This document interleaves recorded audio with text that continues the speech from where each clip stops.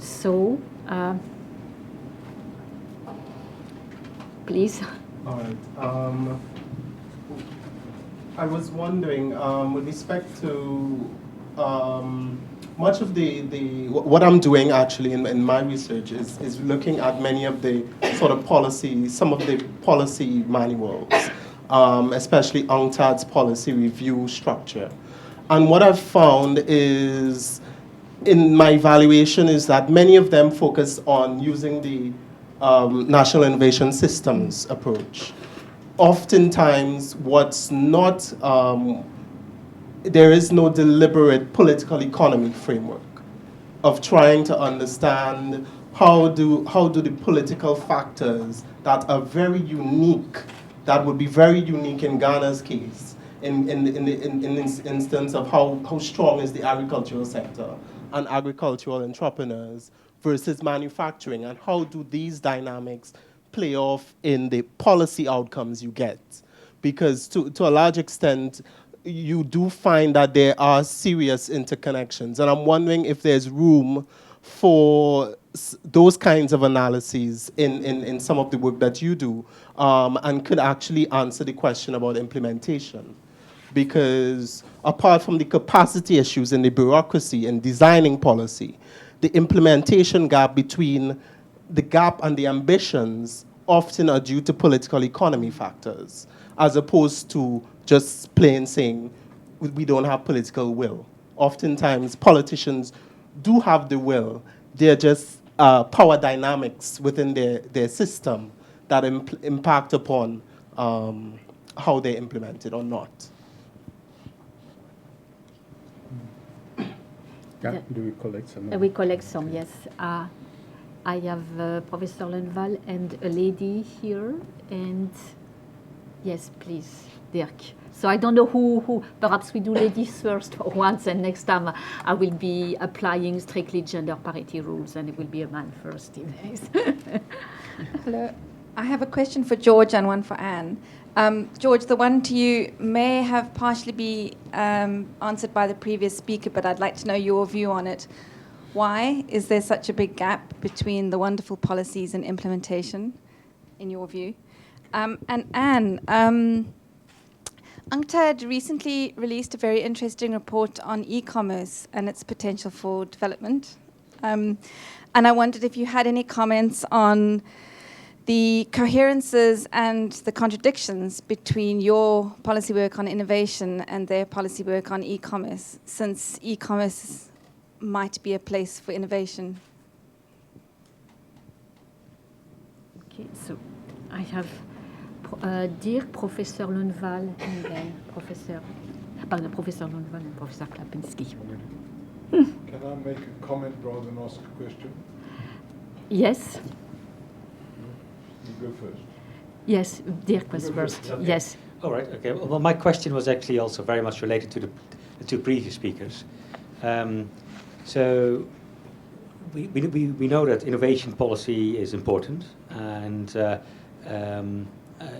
then the question becomes how can this be implemented, and why is there such an implementation gap, as the previous speaker said. So maybe we can dig a bit deeper here and sort of think through why is this the case. So some contributors have suggested that innovation shouldn't be seen as a separate issue; it should be seen as an integral issue. So is it that in many low-income countries in the past, innovation has sometimes been seen as a separate issue, like we put in place a technology institute, or we put in place this or that wasn't linked into the private sector, and it wasn't seen as an integral part. Is that maybe one of the problems that is being highlighted, or is it are there other issues in place? Is it technical capabilities that are lacking in the public and the private sector? So there's not enough attention to formulating innovation policies or other issues, or is it more grand scale institutional development that is needed? So is it because the links between the state and business aren't really functioning fully yet in Ghana, for example? So I think we did a study with Ernst Ariti saying that there are lots of informal networks, but when you upgrade it, they're still sort of lots of areas are lagging. So I suppose where does this, what is it if you think about a smart policy now and thinking about making, nudging Ghana towards a more innovation-friendly regime, as it were? What is it that you would focus on now, on Monday morning? What is your next step? Is it capabilities? Is it bringing actors together? And then, so that would link into sort of maybe what is it that the role of outsiders perhaps that could support this? Is there any role for outsiders to support this process? Thanks. Rafael? I'm going to make a comment rather than ask a question. Is that okay? Yes. To George, it's on your policy gap. And I'm speaking of my experiences working as a practitioner now, not as an academic. Mm-hmm. I think the weakness is policy is seen as a document and a vision. Actually, policy is a process. And the key thing is not for policy to be top-down from government or from a planning authority to stakeholders to implement, but to get the stakeholders involved in the process. And the paper becomes, frankly, trivial and unimportant. And I don't know if you know the work of Mintzberg, who talks about, is the word organic policy? He talks about policy continually changing. It's not organic, it doesn't matter what Mintzberg's phrase is. Sorry? Adaptive? No, it will come to me as soon as I've stopped the microphone. But anyway, Mintzberg's point is that, it's continually changing. It can't be captured in a document. So the question then is, who are the stakeholders involved in that story? And then you get into the issue of political economy and power. Now, the vectors of who those stakeholders will differ. In the NSI, they may be a particular set of vectors, of stakeholders. In the areas I work in value chains, it has worked and it has failed by getting together the parties involved in that value chain together to identify what the challenge is, what the problem is, and what the solutions are. And it succeeds in some cases because there are certain key lead firms who play key roles in those value chains who want change to happen. So in South Africa, when we worked in the auto industry, we were incredibly successful all the way along the chain because the key players there were the automobile assemblers who wanted change through the chain. In the furniture and wood sector value chain, we failed because two key firms blocked it. But so there's a dual thing here. One is you don't get, this is the Roderick point. Policy is not a document, it's the government and the private sector working together. So how does one institute that process? And then what's the power play in that process? Who are the key actors? And unfortunately, in global value chains, most chains are dominated by a lead firm. So policy has to engage with that lead firm, whether it be a transnational corporation or a large domestic firm or a major buyer. Sometimes the lead parties in the chain are Li and Fung, based in Hong Kong, who determine what happens in your clothing and textile industry. They don't produce at all. But so anyway, I don't want to go on. Process is more important than paper. Professor Lundvall? I noted that one of the problems pointed out was, of course, raising capital with reasonable interest rates. And I think the financial systems in most African countries are very weakly developed and highly problematic for those who want to initiate something. So I think one thing worth thinking about is to strengthen the role of development banks and this has to do with a much more general question. I mean, I don't know if you agree on the kind of picture that I gave of what's happening in Africa. I think you can take two different positions. You can either say that is the way it is and it will probably remain like that. Or you can say some kind of very incremental policy development where you bring together different parties. Sasha, you said something with giving a little better general conditions, etc. You really believe that this would change the picture? So if you don't take the first and the second, you need to think about something more radical. And Kaplinski earlier mentioned Cuba and biotech. Where did Cuba and biotech come from in Cuba? It came from the fact that the major biotech businessman from United States had a meeting with Fidel Castro. And he gave him some piece of good advice in what direction he should go, because Castro was already convinced that biotech was the future. After that, he was driving this process. And I'm not saying that you can import or create Fidel Castro in each African country, but when circumstances are completely against you in every way, I think there's a need for not only micro-entrepreneurship, it's need for very strong political entrepreneurship. And I think among that is actually not to be technology neutral, but actually to be very selective and say these technologies are probably the ones which are going to be important for our country the next 20 years. And then you need to bring the different forces together, industrial policy, innovation policy, and all these things. That's my feeling. That's the only way, if we really want to change. But you could also say what's happening in Africa. I mean, they can go on and hope that oil prices will be reasonably high, and they can, many of them can survive, but even under difficult circumstances, etc. But if that is not the agenda, if you think that you really want to also use technology as an important driver, I think you need something like that. What do you think? Thank you, Professor Linden. I will take the last question. Hi, it's just a quick question for Sasha. I agree with you that probably the low-hanging fruit are to exploit the diaspora in other countries. And I was curious if you had any ideas on how that might work, and maybe to fertilize those thoughts. I heard the other day of a policy, I forget which country, but of a policy in one country that encouraged outward labor migration. It was a bilateral agreement between two countries. Outward labor migration from one country, with the recipient country agreeing to withhold wages of the workers until they left, so they'd get a work permit for something like 3 years, so that when they went back, they got this lump sum, so that when they returned, they had acquired skills and knowledge and understanding of some export market, and then turned up back at home with a bunch of capital they could invest in something. And I sort of quite like the idea, because everybody talks about, you know, the private sector being brilliant, and it seems to me the thing that the private sector are brilliant at is failing. And that's why they're good, right? Because they fail multiple times, and eventually something good comes out.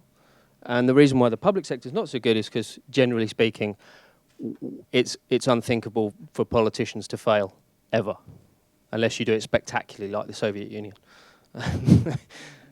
So any thoughts you had on how you might capitalize on that would be interesting. Which has a lot of implications. So I will ask the panelists. I will try also to answer questions which have been asked to me, and I will also ask Geoland. So who wants to begin? George? Yeah. Thank you very much, Anne. I must say that I mean, looking at the different kinds of questions that have come up, I'll be doing a double of the time I used in the presentation if I should really try to do justice to it. But let me try.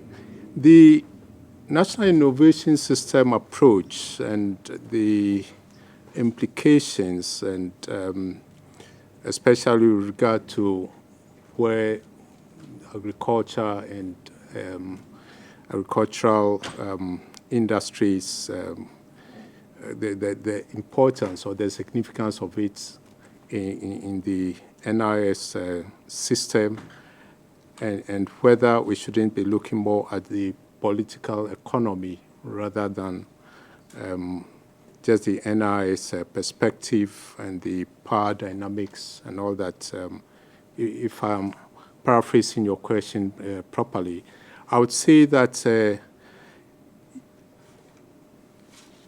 I think it's important that we try to stick to the NIS framework in our understanding of why we should have certain policies in the first place, and therefore why it is very important that we implement those policies to address the overall development objective. And if I refer to a report that we did with the leadership of UNCTAD, we reviewed the National Science, Technology, Innovation Policy. That was, I believe, in the year 2012. And one of the first things we did was to look at the NIS and how it is performing. And then we zeroed in on agricultural industries, the food processing sector, and how it is performing, and what prescriptions we have for improving it. And in there, I believe the emphasis we were trying to bring out was the fact that we need to enhance engineering capacity, because in so doing, then we can better create the agro-industrial base that we need to add value to the agricultural commodities that we were producing.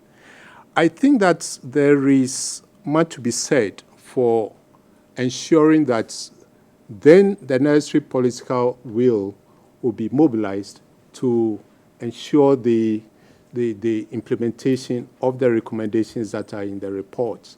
And this is where I would want to agree that when it comes to policy implementation, it's very important to understand the power dynamics. I mean, if, for example, the World Bank can say that Ghana hasn't got a comparative advantage in producing rice, so we should get out of rice.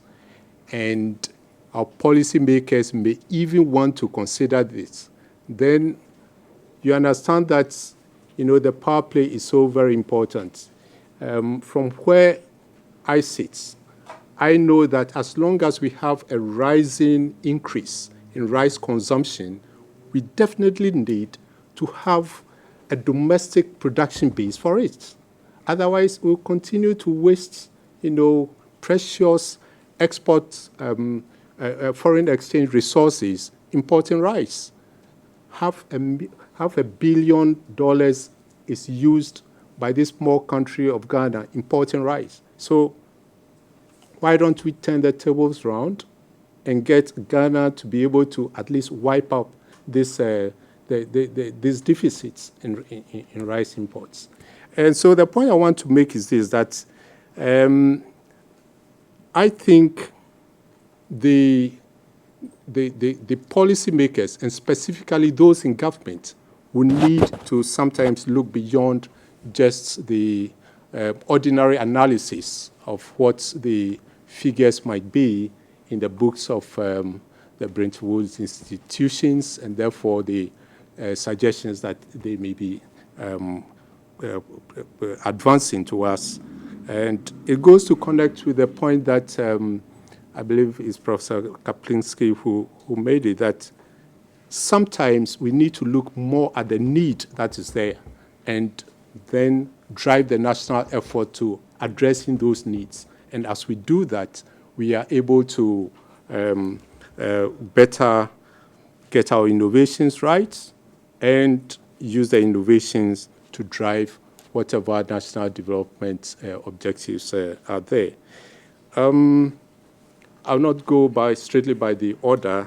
I want to, at this point, connect it to the point that Professor Ludwig made. In actual fact, I think that Ghana, at a point in time, may have the equivalent of Fidel Castro. We see a lot of it in Kwame Nkrumah. In fact, unfortunately, it is after President Kwame Nkrumah was overthrown, and we seem to think that he was the worst of the leaders, that we have realized that actually he is probably the most visionary of the leaders we've ever had. And in fact, when the BBC got him voted as the African of the century in the year 2000, I completely understand. At that time, I was thinking that we were going to go in for the likes of Mandela, but then they chose President Kwame Nkrumah ahead of Mandela. And I can understand. I think that he saw the fundamentals that we need to get right to be able to move forward. Akosombo Dam he created, for example. In the 1960s, the opposition party was saying that way. I mean, Ghana, small country, we have no business, investing in that kind of infrastructure.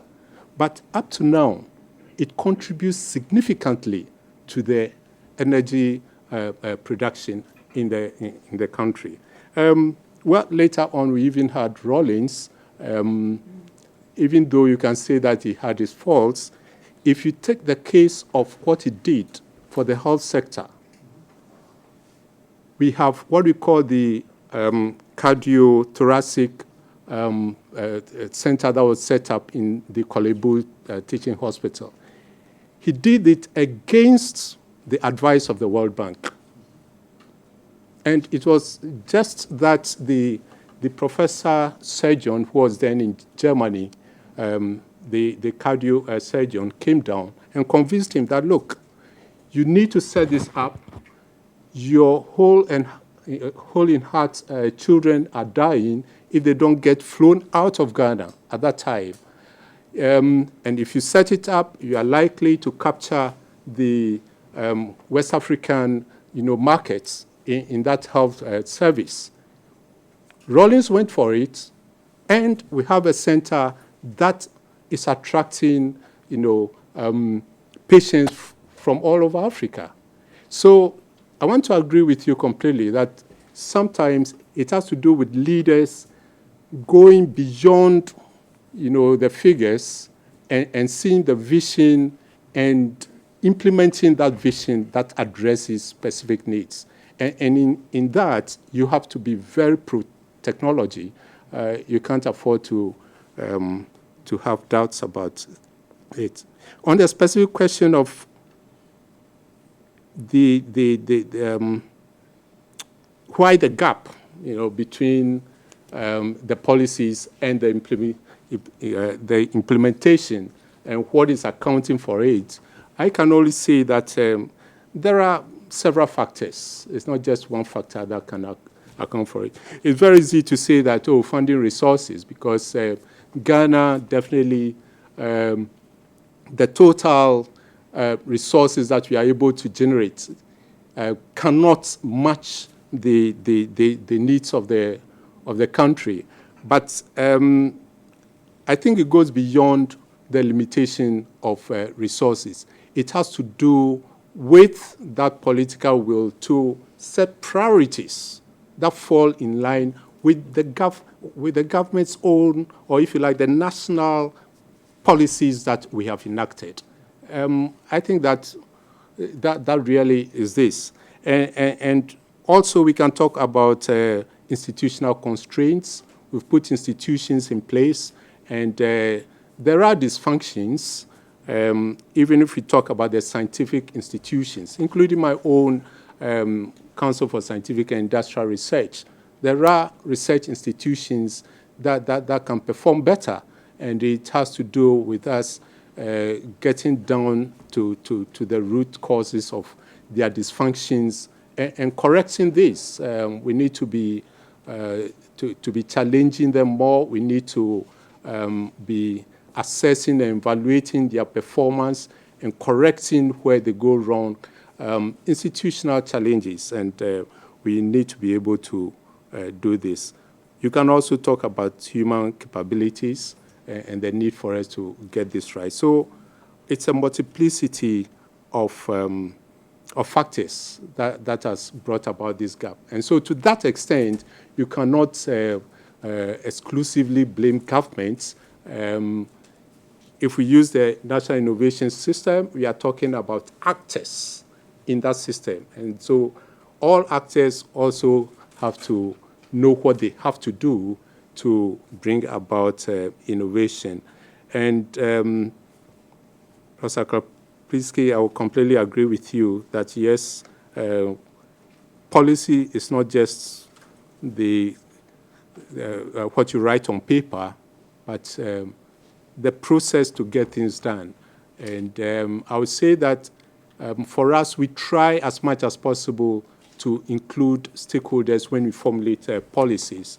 I was one of those who led in the formulation of the National Science, Technology, and Innovation Policy.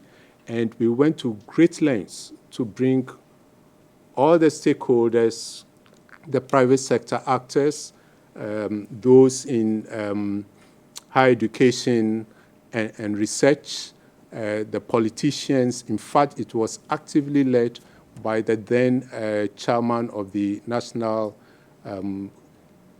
Development and Planning Commission, one of the very top actors in government, and then the minister, the sector minister, also took active participated in all the drafting sessions and all that.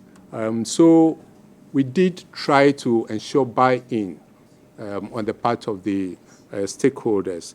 But what has happened is the fact that as we went through the process of having formulated and therefore we got into implementation, there were certain fallouts on the part of the stakeholders. And so the task of keeping stakeholders together in the implementation process is another challenge. Yeah, thank you very much. Thank you very much, George. You had your answer on the political element in the STEEP review framework, so I won't go. I think it was very well elaborated by George. I will give the floor to Sasha to answer some of the specific questions which were asked to him. Yes, I don't have much to add. I mean, I just want to bounce back on your comments back. I mean, obviously, if a country can find domestic capabilities that plug well into a global value chain, etc., I'm all for it. The thing is that often, I mean, that creates significant opportunity costs. That's what I'm saying for the country if there's an overfocus on that. And in practice, I can, for every success case, and you know this better than I do, for every success case, you can name 50 other ones you've been involved in, probably as well. And for a government selecting these, also you need a government that has a sufficient foresight and also is in it for the long run. Not all countries have that, okay? You know this again better than I do. My point also is that some countries that have managed to create certain pockets of excellence like that. There's a number of cases that have, but then we're unable to make the next step, and that is to ensure that domestic innovation capabilities were created on the side, And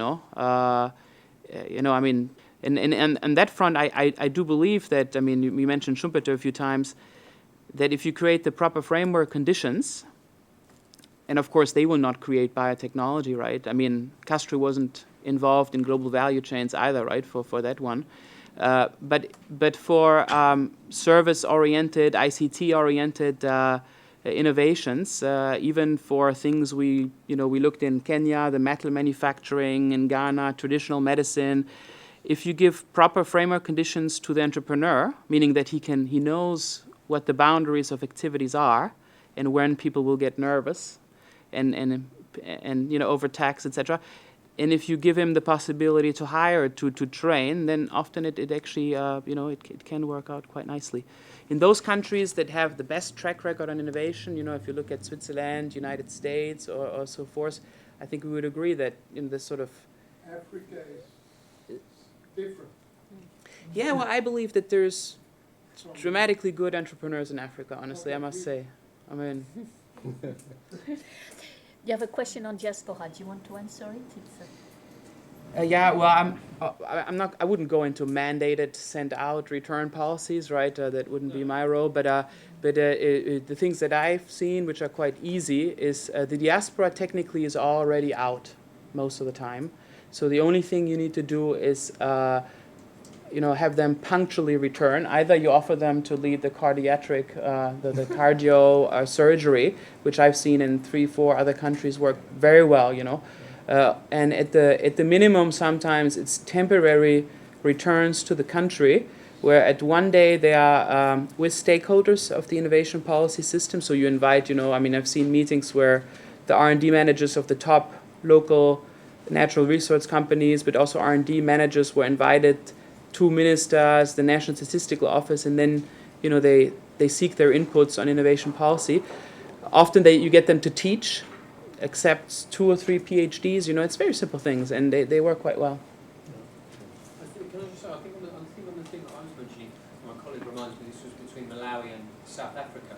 So I think it was a much lower level of entrepreneurship. I don't think this was, being right out there near the productive possibility frontier. I think if innovation is like being on a ladder, we're looking at the first couple of rungs, and it was more like sending, very low skilled labour to somewhere else, and maybe they come back and set up their own firm which operates on a very small scale, maybe would provide some jobs to very unskilled people that would then innovate within that firm, because they would be almost born global, because they would know how to export to the local market, where otherwise they would have been completely ignorant of any of that opportunity and not had any capital to do it, even if they had an idea. I think it was a solution to some migration question. No, that's a good point, I will, before giving the floor to Charlotte, because she has also a number of questions, I will answer 2 questions which were specifically, one actually which was specifically addressed to me on e-commerce. And it's true that we just published a couple of months ago a report on, it's called Unlocking the Potential of E-commerce from Development, and whether there is a contradiction with that and what we are saying today. I don't think actually there is a contradiction in it, because in a way, first, the message of the report is that, how do you say,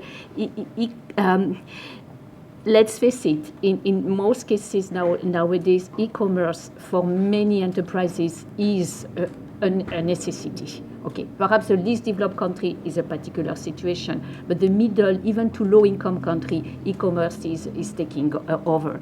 And the idea was more to say that there is a risk of marginalization if developing country considers that no, this is not for them. So that was basically the message. And the approach is more to see e-commerce as an enabler, a tool, rather than basically an area where there will be substantial innovation. And some of the conclusion of the report is that, for instance, there are already ready-made solutions for medium to small-size enterprises to take advantage of e-commerce if they want to enter a specific market. Of course, that means that the work before of being ready for the market and having the product has to be in place, and e-commerce comes only at the time of marketing. But there is no contradiction. I don't see any contradiction actually between the two. It's just another tool for development enterprise, if you want. It does not mean that you are going to divert part of your innovation project to e-commerce, because I'm not sure it would actually make sense. I mean, I'm not responsible for any sort of form of innovation policies, but these are 2 completely different levels, I would say, of discussion and problematic. That would be my first answer. I just wanted, before giving perhaps the floor to Xiaolan, I want to take, and I'm sorry that our friend and colleague Sasha left, is this idea that, which was actually raised by Professor Lundvall, which is basically what you are suggesting is that it's almost as if the innovation policy comes after you know where you want to go. And you need to have some sort of direction of strategies. And then the main lines of your innovation policies and measures may be set up. I would have it, if one put at the extreme what you are saying, it might be a dirigist approach. versus a completely market-oriented approach. But you can have something in the middle. There might be, for instance, particular niche sectors where you see you already have a competitive advantage, but the private sector or the firm which are there do not have the critical mass to engage, and then you need to provide some support. And to some extent, the ultimate objective is you want to develop that sector, and innovation and encouraging innovation in that sector is one way to achieve this overall objective. And in that situation, I would say, would have a tendency to go along what you are suggesting. It does not mean that you suddenly decide that the economy is completely dictated by what the government decides and which sectors should be picked, because there are also dangers there. So I think perhaps it's unfortunately our colleague Sacha had to leave, and perhaps that's something what also he had in mind. So I think I will stop here. The answer to my questions and my answer to you in particular, and I will give the floor to Xiaolan, because basically what's the next step, and there are suggestions in terms of whether you are going into sectors. This morning also there was this interesting discussion about how to engage more the private sector in policy making, how to develop more links between the private sector and academic and research institutions. So the floor is yours to perhaps exchange with us. What are your views? Thank you, Anne. I must say, Xiaolang, I really enjoyed reading basically the report. I think it's a real contribution to the literature, and we don't have enough of surveys and studies of that kind on innovation in low-income country, and I can be sure I will disseminate it in my own institution. Thank you very much to Anne, and also to George and Sacha for very insightful thoughts about policy towards innovation, and also thanks everybody for the stimulating questions, which also make me to think.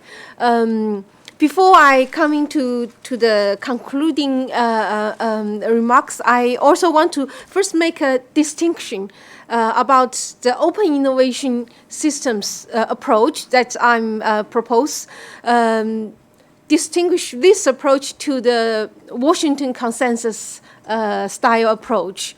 Open innovation system, if as I elaborate in great detail in my book, China's Path to Innovation, based on China's experience, I think it's working on two legs.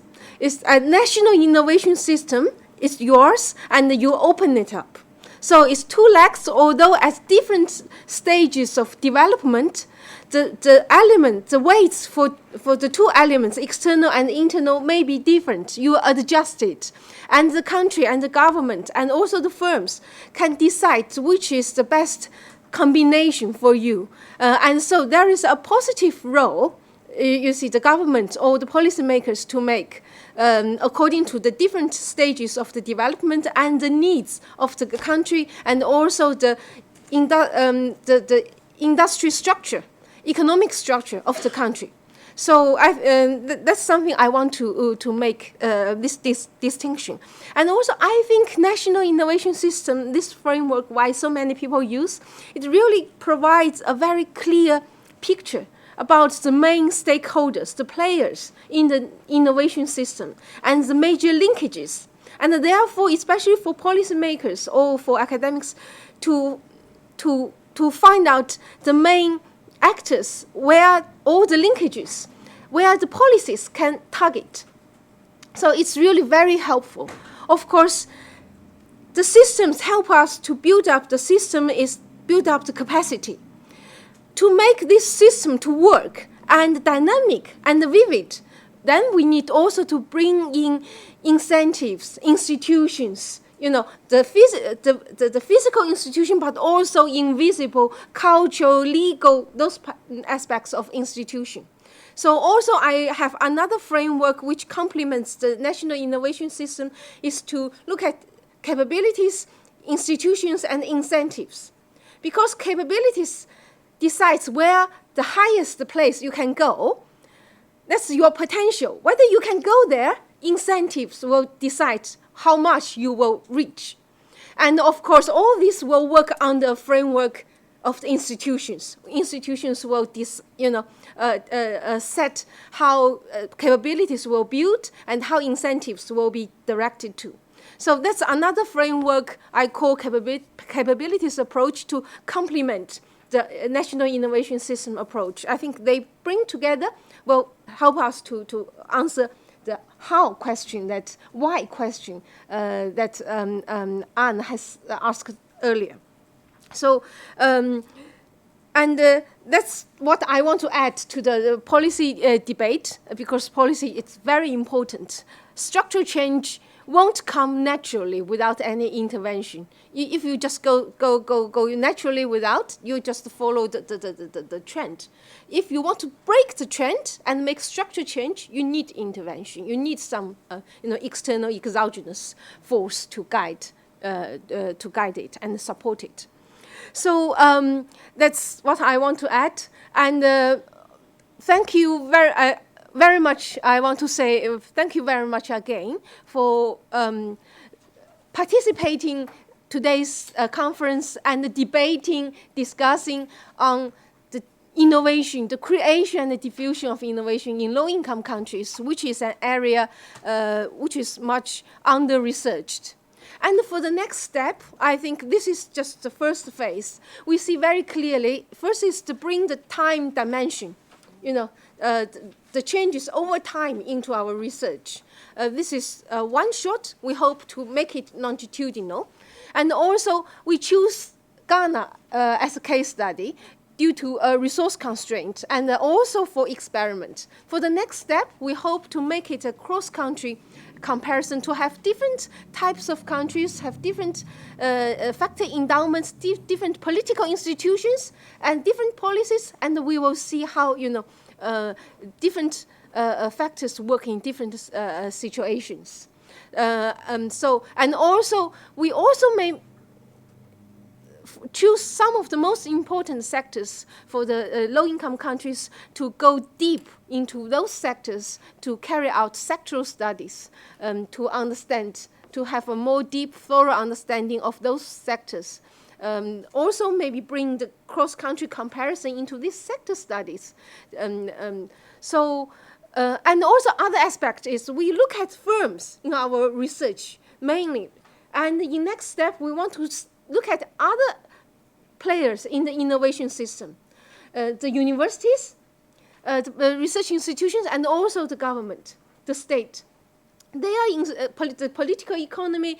They have incentives. The government have incentives too, isn't it? Different government have different incentives, and also in the academic sector, their capabilities, their incentives, and how institutions, regulations can set to integrate things together, mobilize all the resources and efforts together to deliver the innovation outcomes that we are looking for. So that's what we are planning for our next step. And thank you very much again for your contribution, for your wisdom, and for your time and your patience. Thank you.